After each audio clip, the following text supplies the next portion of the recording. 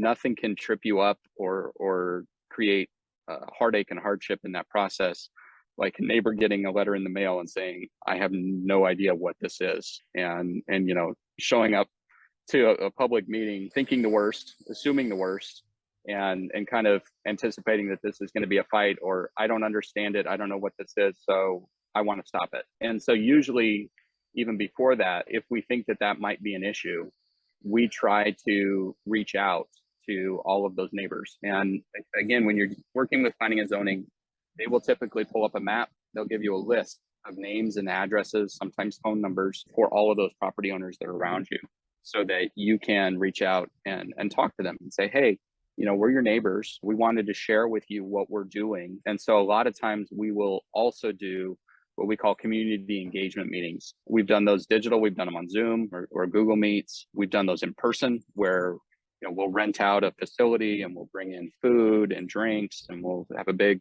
PowerPoint presentation up on a projector to share with everyone what we're doing. It also gives them an opportunity to ask questions. So if there are things that they're concerned about or we know might be an issue for them, we make sure that we listen. And that if there's something that we can do to eliminate those concerns in the design, that we address it. A couple of examples, neighbors worried about guests trespassing, right? How do they know when they're leaving your property? I don't want people showing up in my backyard. So we've done fencing, we've done barriers, we've done signage that says, hey, you're leaving the golf ground. You need to, go back where you came. So sometimes it's very simple and things that we can easily do to accommodate some of those neighbor concerns. Other times it's through policy. I've had neighbors concerned about, well, are you going to allow animals? Are we going to have dogs running free? And we'll clarify that for you right now. Here's our rules, and we do not allow. And so sometimes it's handled more in that narrative or in our policy or our operations, our rules, rather than through something that's a design element. Because if you don't do that ahead of time, those are all the things that are going to come up when you have your public meeting, and all those people are going to be there with those same questions. So anything that you can do ahead of time to build some rapport and some goodwill with those neighbors. And I mean, it's the right thing to do. They're going to live there even after you're open. You don't want problems with those folks. And so reaching out early on in the process, letting them feel like they're involved and informed is usually a much better approach and way to go. And how much of an effect would you say that neighbours typically have on the actual decision-making process? Because obviously technically they're not on the planning board or committee, and yet they clearly do have an effect. So how much of an effect does it have, and does that vary from jurisdiction to jurisdiction? Yeah, absolutely it does. Anytime that you're in a more sensitive area, a couple of examples that I would give, we have a project right now that's on a lake. It's a heavily populated lake. It's a very heavily regulated lake. What we've proposed is absolutely allowable. We can do it. All the jurisdiction officials, the Corps of Engineers that controls the lake, the local county officials, everyone is supportive. Everyone has been on board.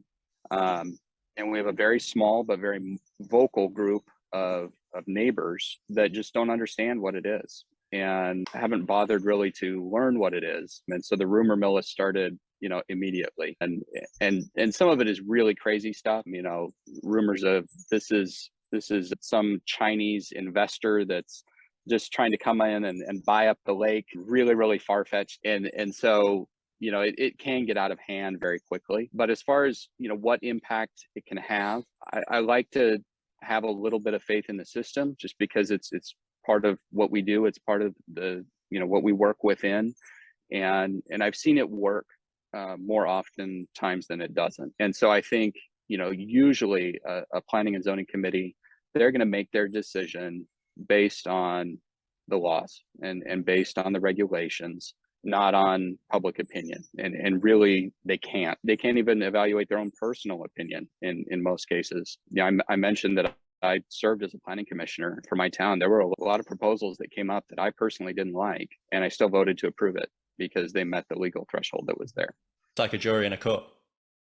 Yeah, absolutely. They're there to guide the process, and we're in America, so there is a process that's there.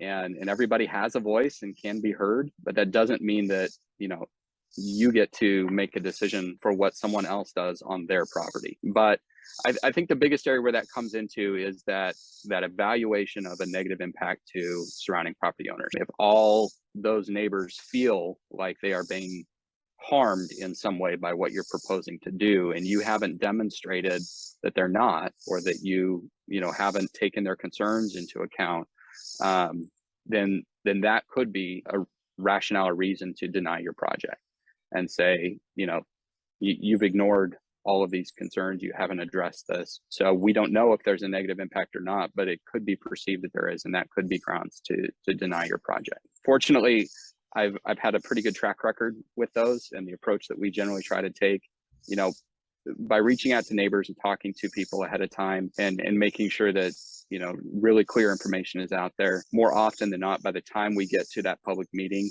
it is more of a rubber stamp, because we've already done the legwork with staff, with planning, with the commissioners, so that everybody's kind of on the same page going into that. And we've done the legwork and outreach to the neighbors too, so they're on board.